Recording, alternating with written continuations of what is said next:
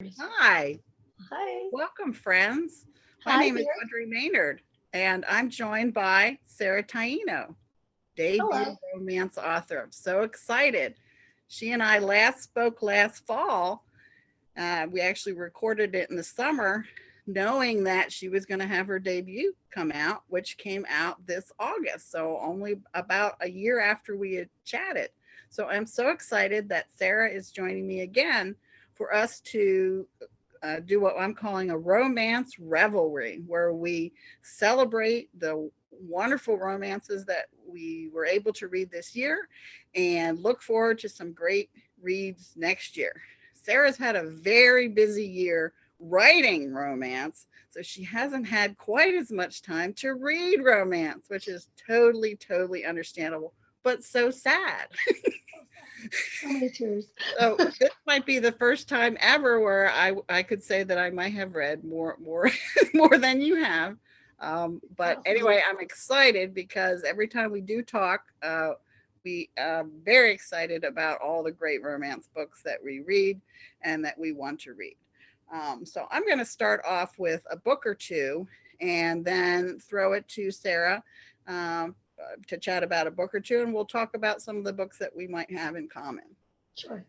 I'm going to start with a book that's very unusual, and then it's a fantasy romance. And the fantasy is equally as big in the world building as is the romance part of it. But I think it's the strongest of this author's books for the romance connection, and that's the Calyx Mhm. Charm by May Peterson. And there's so many allegorical things that are happening here. But the writing is so lush and the world building is so intricate, sometimes a bit too intricate. So what I decided to do is just sort of flow through it, enjoy the beautiful writing, not really worry so much about how all the parts connect or how a special fantasy element made a difference, but to just enjoy the language that she uses, sometimes the archaic and beautiful vocabulary, some created, some actual, sending you to the dictionary to look up, Mhm. and then the strong growing relationship between two childhood friends who realize that their love for each other is not just the love that you might have for your friend, but more a romantic Sounds like love. it sounds like a friends to lovers. Is that what it sounds It like that? is. And in fact, they kind of don't meet until it's a moment of peril. So Okay. Violetta and Tabario meet up in some fraught circumstances again. Mhm. But when Tabario first knew Violetta, she was not known as Violetta, and she had not revealed that she was in fact a woman and not a boy, which is Okay. how she'd been uh, raised and Right. socialized to be. So I really recommend this. It does take work, and it's certainly not for everybody, but Mhm. I love the voice, and the fact that it has a strong female trans character Mhm. and is by a trans author. I think Right. is very important to have that voice out in the world. Absolutely. Absolutely. In fact, it's one of the books that I have that I'm looking forward to because May Peterson's books are really beautiful, and I am looking forward to this particular one. So it's good that that you enjoyed it so much.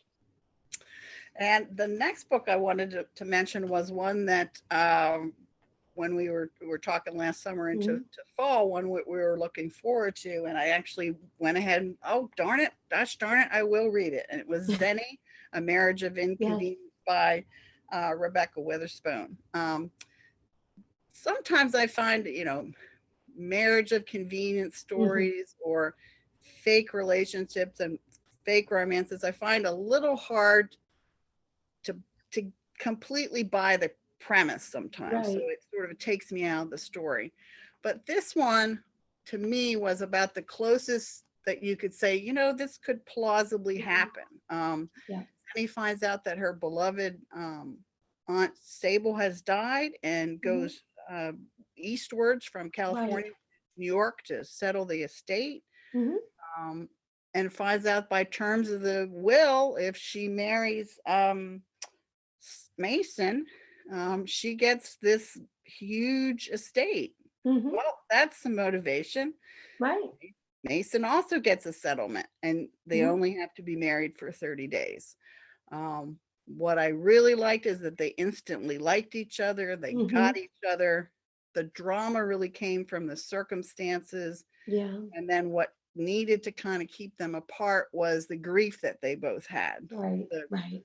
grief that Zenny felt from the loss of her aunt, and then the Mm. big secret that was revealed to her, which you find out pretty soon, but I'd rather the Yeah. author, Right. the reader had the impact of it. And then Mason's kind of, him having to deal with his family past, and the Mhm. homophobia that was evident in his family and Yeah. his fiance's family. So Yeah. it was warm, it was loving, and I really enjoyed reading Zenny. I don't remember if you had a chance to read It it. was one of the books that was on my a book that I was excited to read. I wasn't able to get to it. I know that I remember when I was preparing the read for it. You know, I got I got a deadline. I had to drop it. But I do like the writing in general. It's not the only book that I read that I have of on my TBR, but it's a book that I was excited to read about, and so I have it there. It's there waiting for me. But I remember talking about it because I really want to read it. And then you know what the problem is that I'm like a magpie. You know, it's the next shiny thing. I, I'm once anxious I've for the got the next. book, then a lot of time the urgency is no longer there to read it. Yeah, So because you have it. it Yeah, has to you wait have it. for me. I have you, whether it's electronic or actual. Yeah, The next step is to actually read the ones that I have. exactly, exactly. So I don't know. Anyway, but I am looking forward to reading it. So that's good. Why don't you tell us about a couple that you've read? Well, I'm so excited because we had the same book on our list, which was A Lot Like Adios by Alexis Daria. It is the second book of her Primas of Power series. She had written You Had Me at Hola, which was, I mean, that book caught my eye because it had the most gorgeous cover, and I loved the reference to the Tom Cruise movie that she's sort of like hinting at, and it has this, you know, sort of one thing about the Primas of Power series that I like a lot, they're like stories within stories. So you have a frame story, and then you have something that's happening within that frame story. In this case, or in the first book, it's the two main characters are actors who are filming a telenovela. So you have the plot of the telenovela, and then within that plot, you have the actors. So you have the relationship between the characters and the relationship between the actors. And so Daria does the same thing in A Lot Like Adios, except it's a fan fiction. And this is a friends to lovers story, and second kind of a second chance romance too. I love stories that center like fan fiction because my background is fan fiction. I love fan fiction. I still indulge it. And so this particular story, you have these two characters who they had crushes when they were in high school, and then they have a falling out, and they don't see each other. I think it's like for 13 years. And so Gabe and Michelle, go their separate ways, and then circumstances bring them together. And there's these flashbacks that go back to the fan fiction that they've written, and it's just such a well constructed story. And it's an excellent plot device. Like as it's something that as a writer I enjoyed reading too, because I was like, well, that's a really neat way of delivering the story. It's very, very steamy and full of emotion. And this book in particular it's a very, at its core, it's very soft because you have two people who really love each other in many ways. They love each other as best friends. They love each other as fellow geeks, but and eventually they recognize that they're also in love with each other. So there is a lot of layering of emotion in Daria's book. So I really enjoyed that a lot. And I love reading all her books, but this one hit the right way. I have another one of hers on my TBR, the one that says Dance or Dance All Night, something like that. I haven't read it, but there was a sale going on around the time Yeah. that you had me at Ola, and I thought, well, I'm liking Might as well this go in. book. Let me try this other one. So eventually, sooner rather than later, I'll get to that one, and I'm definitely looking forward in 2022 to A Lot Like Adios. It's really lovely. And I think that didn't she I think she won the Rita for that one. I think Take the Lead, I think it's called, or one of the two. I know that she was nominated. I seem to both have like some kind of dance title or and a dance story in it. I like stories about dance also. Yeah, me too. Also because I don't do it very often anymore. The next book that I really enjoyed, I haven't finished it yet, but I enjoyed it. It's an anthology, so it works really well for me. It just came out a few days ago, so I had to put it on this list. Because the two stories that I read were like, whoa. It's the Amor Actually, and it's the anthology with the 9 Latinx writers. So we have like Adriana Herrera, Alexis Daria back again, Diana Munoz Stewart, Mia Sosa, Priscilla Oliveira, Sabrina Sol, and 2 stories by Zoe Castillo. And this anthology, it's really cool because it's centered around Noche Buena, which is basically Christmas Eve, and it takes place in New York City. And there's this so the frame story is this dinner, and then all of the people who are attending the dinner, and everybody has a different sort of romance going on. But one of the really amazing things about this story is that it is very inclusive.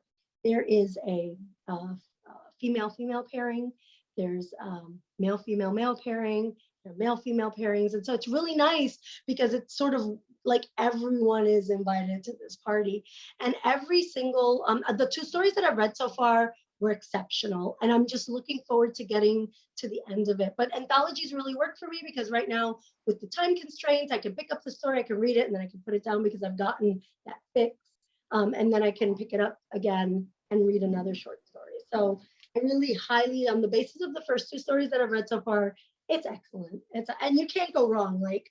I've read all of these authors, and every time I read them, their stories have really delivered, the promise of romance. So, and it's a holiday romance, which I'm really in the mood for right now. So, and I'm looking forward to that one too. I bought it as a pre-order only 2 days ahead because Sabrina Soul had it on her Twitter. I'm like, ooh, that looks delightful. So I will get to it.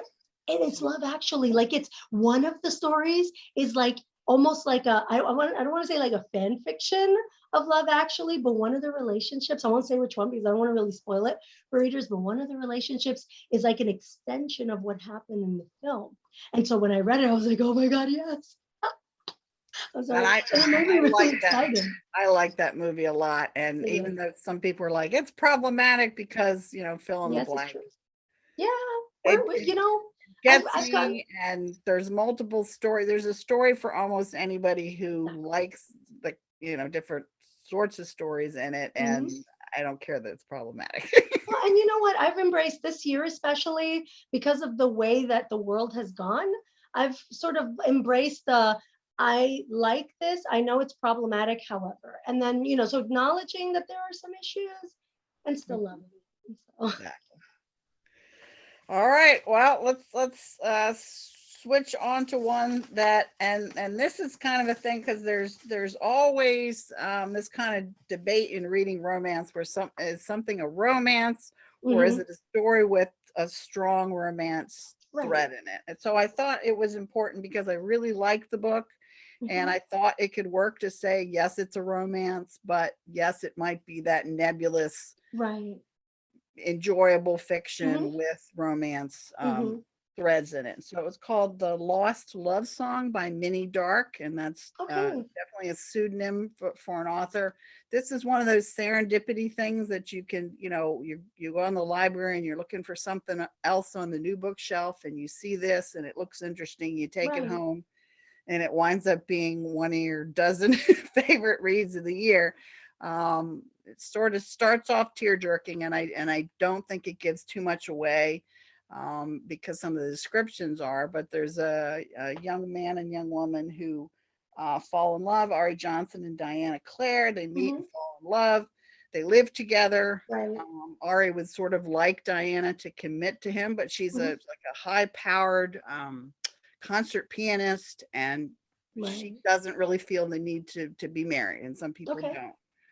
don't. But he sort of asks her to consider, will you do that? And she Mhm. promises to think and give him an answer when she gets back. Right. Only her plane crashes. Oh. And that woman, this author who wrote that, does such a beautiful job setting us up and holding our hand through the process of how this kind of air accident can occur.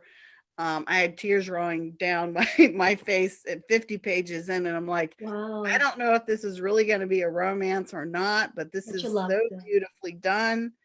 And then you just have, grief. Yes. And this happens in Australia. So on the other side of the world, Evie realizes that this guy, and this certainly does happen to people, she sort of fell into moving in with him Mhm. without necessarily being Mhm. greatly in love with him, and knowing that he probably wasn't in love with her. Mhm. It's sort of a restless soul, and she finally realizes, look, this guy's not treating me very well, and Right. it's time for me to move on. And so she Sure. decides to go back to Australia, and she moves into an Airbnb right next door to Ari. So Okay. very What a slow, great setup. they have a moment of connection and then break apart, have some time apart. And obviously, he can get to a point in his grieving where he really is looking to have a new start and a new love. And she is, willing to accept him where he is, and with the knowledge that a piece of his heart is Mhm. still his lost love, which that can be for people. So I Absolutely. really enjoy that, and I recommend it, while while still qualifying to people saying, it's just a story with romantic threads and pieces, and there's a couple of there's a subplot with this love song, and two young people who realize instantly that they're going to be together. So you see, that's a love story, and a couple of other Oh, uh, that sounds wonderful, though. It sounds really textured. yeah, I would yeah, like that, I think. I enjoyed it. So you have another one for us? I do. I do. And we are wandering into paranormal territory. Ooh. And it is because I was waiting for this book. Like, well, let me just introduce it. So it's Archangels Light by Nalini Singh. And I have read the entire Guild Hunter series. I remember I got really sick one month and I read, I think like 11 of them in a month, like a few years ago. Like I was in bed. I was in bed. I think I had like pneumonia and I was super sick and I was just devouring her books. And so I've over the years have read the entire Guild Hunter series, including the novellas. And so I was waiting for Archangel's Light because Archangel's Light is the story of Ilium and Eodan, who are two angels who we meet pretty early in the Guild Hunter series, and they're like best friends. They grew up together, and something really tragic and horrible happens to Eodan, and so it tests Eodan and Ilium's relationship. And so we're talking on the scale of centuries because they're archangels. And so for a period, they're not, Aegon is getting over this trauma that he's experienced, and Ilium is his best friend and, trying to really understand what he's going through. Well, in this book, you kind of, the way that Singh sets it up is she has their friendship viewed in flashbacks, like in alternating chapters. So you have the present time, and then you have as they're together, as they've grown up over time, and it sort of hits all the major areas of their relationships, and they get to a point where friendship is no longer enough for them. Are they able to take that next step and become lovers? And it's a beautiful book because it's almost like, and Singh has confirmed that there's an additional book for this pairing. It's the first male in her Guild Hunter series, and it was really long awaited because you could just tell from the beginning that there was something really special between these two characters. Like they were so devoted, and the way that she builds their relationship in this book, it's one of the it's one of the loveliest relationship buildings that I've ever seen. It's so beautiful. It almost glitters. Like it's so beautiful the way that it's written. And so I was waiting for this book. I glommed it. Like it was one of the few things where I just dropped everything and just said, I have to read this book. And it was worth it. So I am looking forward to, if I can add it to the list, I'm looking forward to the next installment, which is supposed to be in one book or two, she should be addressing their book too. So Archangels Light by Nalini Singh. There are so many people that rave so much about all of her books. There's almost no thread of romance that you can arrive in where someone will not be recommending them to somebody. She's amazing. Like she's an amazing one. She's one of those authors that like her books are the type of books that every single chapter, like you can't just put the book down at the end of a chapter. The way that she designs her books, it's like you have to read the next chapter. Like she always leaves you in some kind of cliffhanger. And I think it's just masterful how she does it. And she does it also with, I know her side Changeling series. I've never started that because I know that if I start it, I will be done. Like it'll be another month of my life gone. She's very good. She's exceptional. So I really enjoyed reading that one. Okay, I've got a second book by an author that we had talked about last summer or fall, Mina V. Esquerra. Who is the head of the romance class group, one of the founders of it in the Philippines. And there's another one that is in her loosely connected series. This one's called So Forward. Okay. It doesn't feature either of the two characters from What Kind of Day, but it's in that in that sort of section of Manila where all those young people are. It's got Colin Valerio. He was a national team figure skater, cool. But now he's secretly working on his MBA, but he's super, super anxious because he doesn't think he really has what it takes to successfully defend it and get all the way through it. And so his mentor suggests Lexa Lorenzo, who he knows a little bit because she had been on the national hockey team. So they both had been skaters, but different sorts of skaters. And in the kind of small world of their world, they kind of know of and know each other a little. Okay. So where some books have so much, you have to build up in meeting them, that you've got. So it's just a matter of making that connection. So she can offer him some polish. She's a professor in the same general field. Her aunt is kind of grooming her without trying to push her too much, sort of like a scared deer, luring you in. She maybe can take over the vast family empire, but you need to be a little more polished. So she sees some advantage to working with Colin because he's got an outgoing personality and he's people pleaser, all the things that Lexa's not. So they really, I really just saw that the way that they connected, they've got relatively compact pages to getting this done, almost as probably shorter even than a Harlequin. Okay. But it's lovely to see characters who kind of get each other right away, because I like that. You don't have to spend all of this. What does he mean when he says that? Or what does he want? Or they know what they want. They're hardworking and hard charging, and yet they, find a way to realize that they will balance each other and enjoy each other. So I highly recommend So Forward by Esquerra.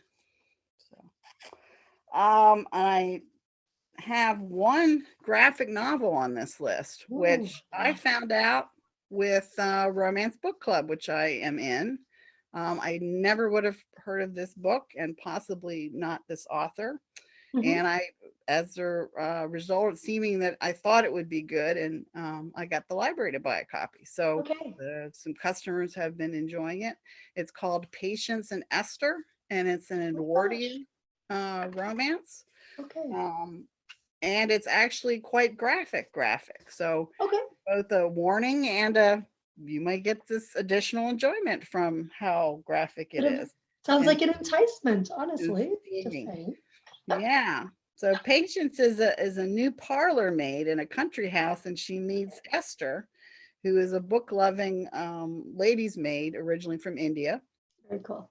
And when the household breaks up, they have a choice. They can take one to London or both of them. So they both agree to go as sort of the daughter of the house and set up Okay. house in her townhouse for a while. Okay. But then they just gradually get more of a feeling of independence, and suffrage is in the air. So that kind of goes along with it. Mhm. And it's just a warm story that doesn't have really any worried about hiding away and secrecy, because they already are sort of closed up in the same house together. Right. And when Right. they go and set up sort of house and business towards the end, all of that makes kind of sense, and they feel, safe and loving together. So Mm. I recommend. It's relatively low Oh, angst, I'm definitely. low drama, and I think those are good to have along with the Mhm. other kinds of Me stories. too. I mean, sometimes you need something soft, right? You need something that's just sort of, a natural progression, and you don't have to have the drama, explosive drama. I do enjoy books like that. Cat Sebastian writes a lot of those types of books. They're very Yes, soft and gentle books, and I like yes, them. yes, they are like that. So, I've got another one called "If I Never Met You," which was a recommendation Okay. from the romance group. Just as in passing, somebody will recommend probably by the end of our hour several other Hmm. ones. So it's by Vari McFarlane, and it's actually spelled Mhaire, but pronounced Vari. Okay. In this one, Laurie is left reeling when her partner of 10 years says it's over. So Hmm. we get a good chunk of the book with her shock and Hmm. grief and anger. And she's just a ball of grief and anger. And then she'll find out more behind what happened to make this sort of abrupt end. Although when she Okay. looks back, she sees some of the signs of coming. Okay. Okay. Her coworker Jamie Carter, he wants to have a sort of a fake settling down relationship Hmm. because he sort of doesn't really believe in relationships.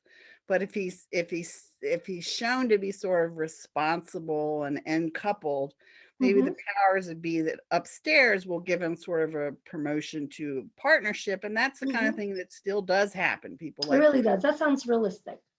that kind of thing. So Hmm. even though I'm like, oh my gosh, here we have the other And fake relationship, but it another thing.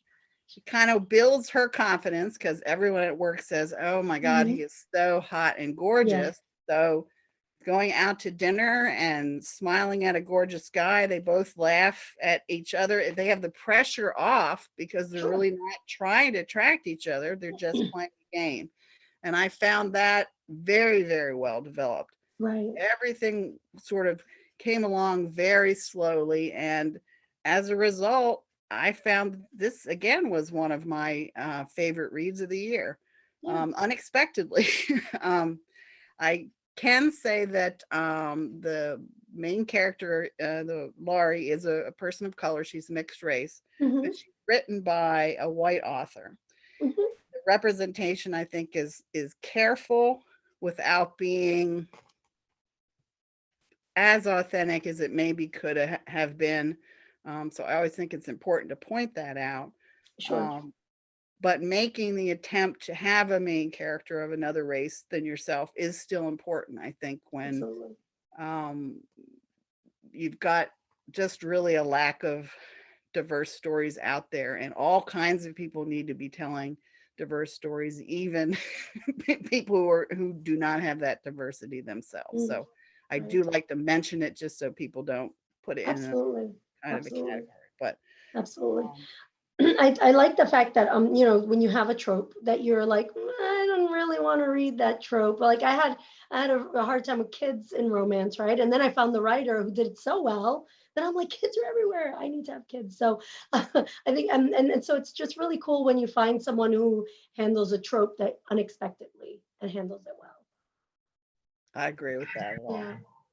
You got another one that you'd I like to share? do. I do. I will say that this year, I've been reading, you know, a few category romance. I've been really glomming category romances again because they're short and I can, you know, get through them. And usually Friday night is my night to read. So I usually, you know, I can get through one in a night. So the one that I'm going to recommend is The Lights on Knockbridge Lane by Rowan Parrish. Exciting, really exciting novel because it's the first male romance in the special edition line, Harlequin special edition. And it is a Christmas novel, so it checked off that box. And it's a lovely novel about a man who returns to his hometown with his daughter. And I don't want to reveal too much about the family dynamics, only that the partner that he was with, who was supposed to help him raise his daughter, which is actually the daughter of his sister. And so there's a whole backstory there. But his partner decides he doesn't want to be a parent anymore. And so this poor child, Gus, you know, is returning to this new town with her father, Adam, missing her other father, who she believes has always been her father. And so she's dealing with that trauma. And, you know, Adam really connects with sort of the community, sort of, you know, the quirky neighbor. His name is Wes. You know, he kind of only comes out at night and people have like sort of stories about him. And, you know, they connect because Gus breaks into Wes's, you know, basement, and that's how they meet. It's a great meet cute. And so the story is just so the typical, you know, gorgeous writing of Parrish's writing.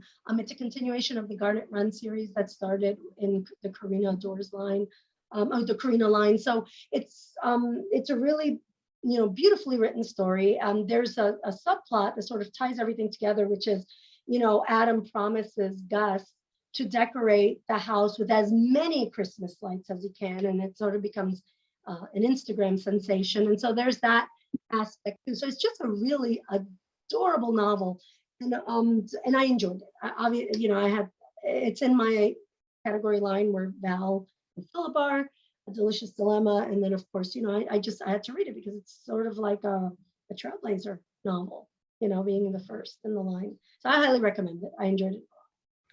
I still have not read Parrish. I have downloaded Better Than People, but have not read it yet, which I know many people hold that one close. It's a great start. It is the first book in the Garnet Run series, and it's just a great start to the series. It's really fun. I'm definitely, I think I'm definitely going to read Parrish in the new year. So it's a fast read, and it's really nice because she released independently a book called The Remaking of Corbin Walsh. I'm killing that last name. And it's almost like a magical realism. It's her Christmas story, Christmas novel from last year. And it's like magical realism. And then the Garnet Run books take place in the same universe. And he's even referenced in the Harlequin novel, Lights on Knockbridge Lane. So it's really neat how she just tied everything together. And the music that Adam listens to is from the band from her Riven trilogy. So it's like really neat how she just kind of like sort of tied everything together and made it into one big. Readers love that. And of course, I think you can get more readers to try more things in more related series when you do that. But I always think when it's not necessarily just fan service, but it's like a whole world and it's a world. You know, Beverly Jenkins does that. Beverly Jenkins does that. She'll have her historicals, and then her contemporaries are always like descended from her historical heroines, and it's just so cool when she does that because it's like an Easter egg for those readers who are really committed to her, and it does draw readers along to the other books and series that she's writing. And some people will have more of a chance to see Beverly Jenkins with the series that they're going to make of the Blessings novels. And I think I can't wait. One or more of some other books are going to be filmed finally. So I think so, yeah. We won't have just, recasted characters from 20-year-old books, but we'll have actual authors of color with characters. So that will be real exciting. It's very exciting. Well, I've got an author here I think you've read some of, and I really look forward to them every year. Almost every book I've read was KJ Charles, and the one that she wrote while she was trying to figure out the end of her trilogy, and was getting delayed. And I know. somehow this other story came to her and she put it out, and I did everything I could to read it slowly, and I still couldn't Oh, read you it that can't. You slowly. can't. I No, still finished it in a week. you you can't parse out her book. She's another one. She's a little like Sing. Like you get started, you're done. You just might It as well just just keeps rolling. It's just yes, smooth and beautiful yes. and dangerous and all those things. But this one was just so light and fluffy compared to many of hers with the Good. whispers and the spying and stabbing. Mhm. This one has no spying and stabbing. So it's the gentle art of fortune Ooh, hunting. okay. And I never wanted this journey to end, so I Oh, slowed it down as much as I could, but I still finished it in less than. So no, I have to read that. Yes, Sir John Hartleberry is concerned that a suitor to his niece is a fortune hunter. And spoiler alert, he kind of is, Mm, but one of the most humane and ethical would-be fortune hunters out there. okay. But all too soon, he is attached to Mr. Robin Locksley himself. Ooh.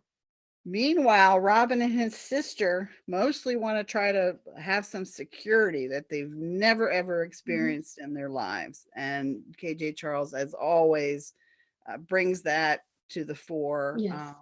the essential integrity of people, and yet Yes. they're where they are. They just want to have some security in their life. Yes. They Yes. haven't been able to do that. There's a wonderful loyalty and support among the family and friend group, which she always has as a characteristic of her writing. So Yeah. for anyone who maybe even wants to start as their first KJ Charles, this might be That might be a good one to segue. start with. So I hadn't really thought about that until now in Ugh. thinking of recommending. So I just wish that we could get them in the library, either in print or an ebook, and we just haven't been able to do that Oh, that's because too of bad. her Yeah. sort of self-publishing Mm-hmm. model that she's got. But I would Right. encourage Right. people to buy it if you can, or Sure. find a way to get it in print Mm-hmm. copies. Absolutely. I wanted to jump in before I forgot. I do have one more book that I really loved, and I can't believe I was like, I almost didn't mention it. It's Written in the Stars by Alexandra Bellafleur. She actually has a trilogy. I think it's Hang the Moon, and there's another one, but this one is so adorable because it's a nod to Bridget Jones and Pride and Prejudice, which is like, I love them both. And it's a queer romance about a social media astrologer has a fake relationship with with an uptight actuary in New York City, and it is so adorable. The meet cute is so like not cute. Like it's almost like a disaster first meeting, but then as they discover like there are different connections. It's so Darcy and Elizabeth. Like it's so such a perfect novel, and it's very witty. And if you love New York City, if you love like a little bit, like she calls to mind a little bit like Kate Claiborne and the way that she writes about New York City as if it's another character. And so it's such a delight to read that.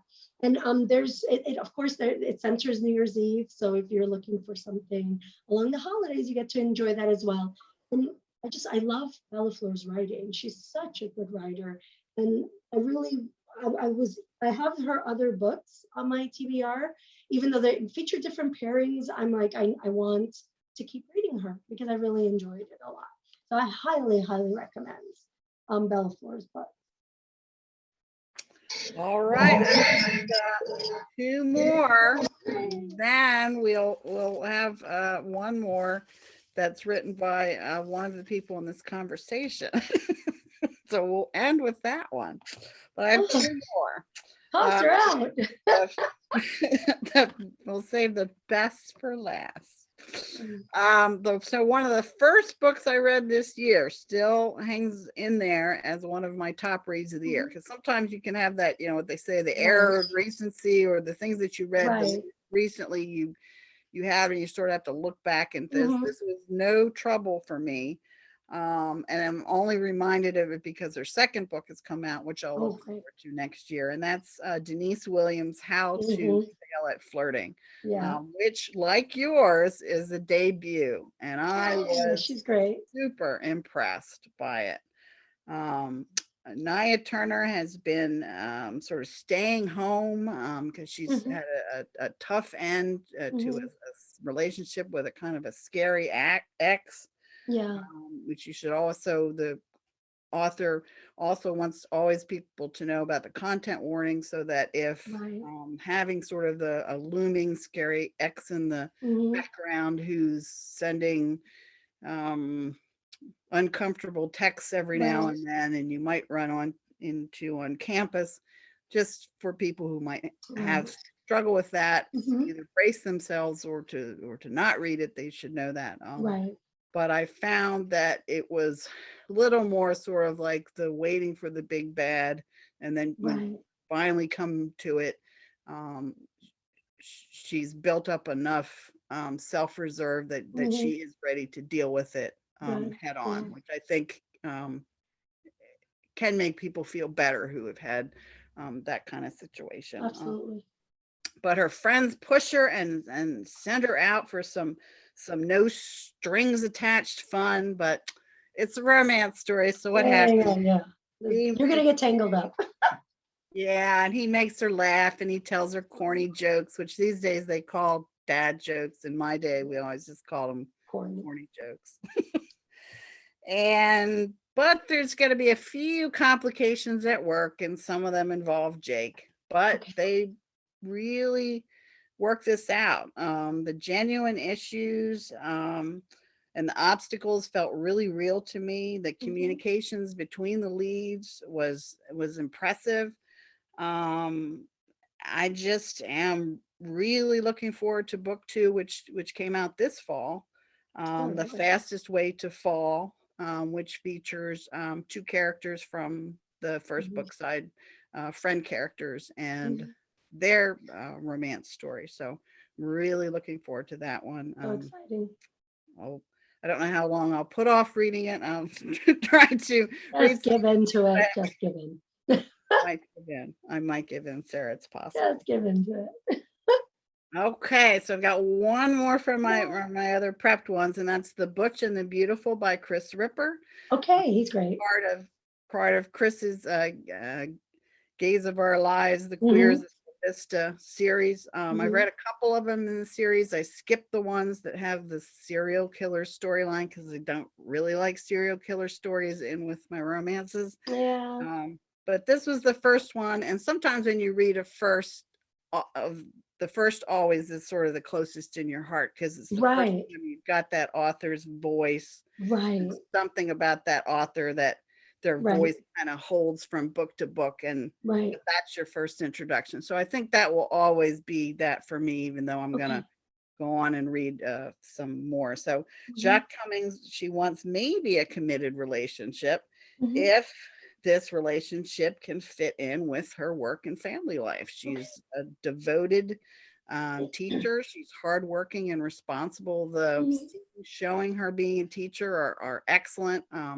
Coming from a family of teachers, Mhm. it always rings oddly to me, and I can tell when people don't really know Yeah, when they teachers. don't know what they're doing, right? Or they at They're least like, they've never encountered that. yeah, they're all out like clubbing till 4 in the morning and don't get the papers back to the students. I don't And know what I don't know what the world looks like after 9 o'clock. What?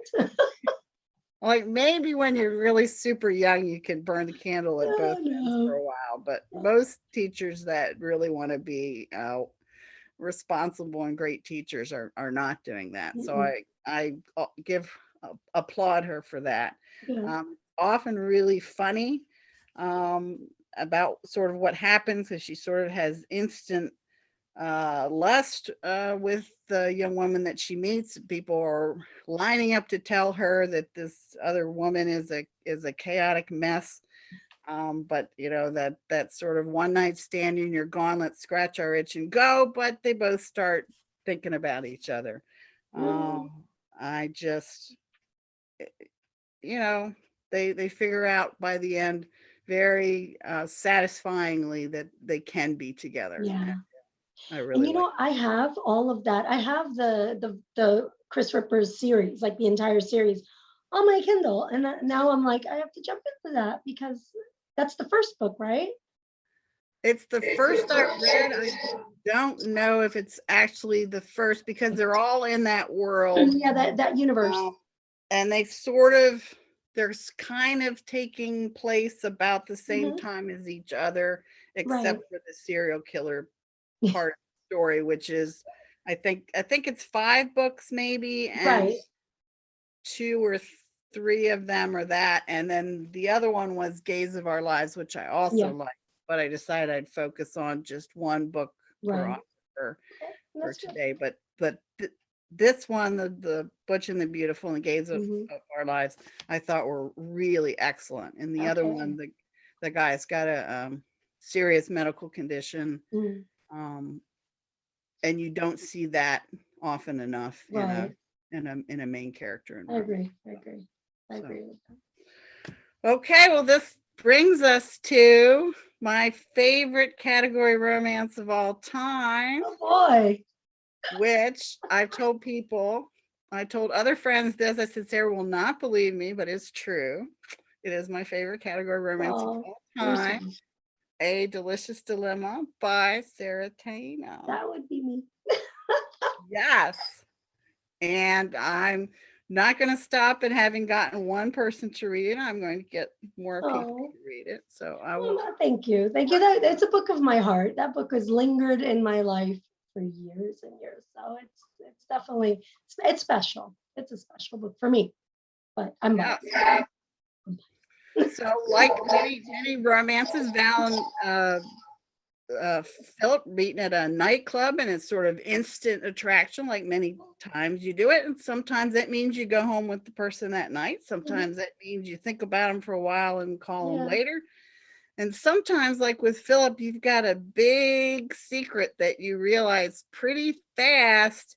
If you tell her, she's gonna ghost you. She's gonna ghost you. So what I really loved is that Philip took up his courage and told Val that yes, his family is the one that's probably gonna destroy her family neighborhood. And he did it anyway. And Val, with her integrity and liking of himself and his beautiful eyes, decided to give him another chance. And I just really loved how they both found a way to keep the integrity of what they were trying to do in their life and make room for the other person and for changes and for growth in everybody around them. So I'm glad you enjoyed it. Oh, Val and Philip will be happy. Yeah, Val is obsessed with Philip's eyes. Yeah, she is. Everybody around her is like brown-eyed, right? And so she has this blue-eyed boy. He's so beautiful. Those eyes are so beautiful. Oh, she just goes on and on, really. She's a mess. But thank you, though. Okay, and then we heard recently that you had some more news relating to more books. Yeah. Can you tell us about it? Yeah, I'm really privileged. I was able to sign a contract for 2 more books in the Navarro family series. So Rafi's book is coming, and Nadi's book is also on the way. So it's Rafi's book is special because it's also the male romance. So it's Rafi and Etchen. And then there's Nadi's book with a Nadi's book, we'll leave it over there for now. But I'm really excited because I got the release dates yesterday. So Rafi's book is March 2023 is the release day, and Nadi's book is May 2023. So I'm really excited that I get to write more about those, the siblings in the family. Well, that'll be nice that those 2 are connected in time by only a few months. That's nice. Yeah, I think it gives the readers a chance to sort of remember, right? Because there's the gap, but it's also normal again because the mentorship that I wrote A Delicious Dilemma was for 1 book, and so it was this process and then A Delicious Dilemma. So it does make sense that then the subsequent books will be a little bit closer together. So I'm really excited. I'm really privileged to be able to write them. Rafi's book is already written, but I'm really excited that I can put them out there. That's so wonderful. So glad that. Well, I think, friends, this wraps up our discussion, because I think as we were talking, we sort of talked about what we were looking forward to next Mhm. year, unless you had any more that you were looking forward to reading next year that we didn't get to. I have a list. And you know what? The thing is with books that you're looking forward to, you're like, I want to read them, and then they'll get on your TBR, and then things will happen, right? So there's so many books. Like I know I'll never be able to read all the books I want to. Obviously, you know, Alexis Hall tops the list. We had really great news from him, right? So not only are we getting husband material and Something Fabulous, which is already in pre-order, but we're also getting new Spires novels. Yes. I think we're getting Niles' book, which is super exciting because Niles, that he's a wreck, but he needs a happy ending. So those two books are like, I will drop everything again, take a few days off. If Niles' person is Fenn's David, I hope he gives him a hard time for quite a while, because Absolutely. he needs that. No, he does deserve it. He does deserve it, but he also, I'm dying to read his book because I feel like he got a raw deal twice in a row. And anyway, I don't want to spoil it for anyone who hasn't read either, you know, Glitterland, or I think he also makes an appearance.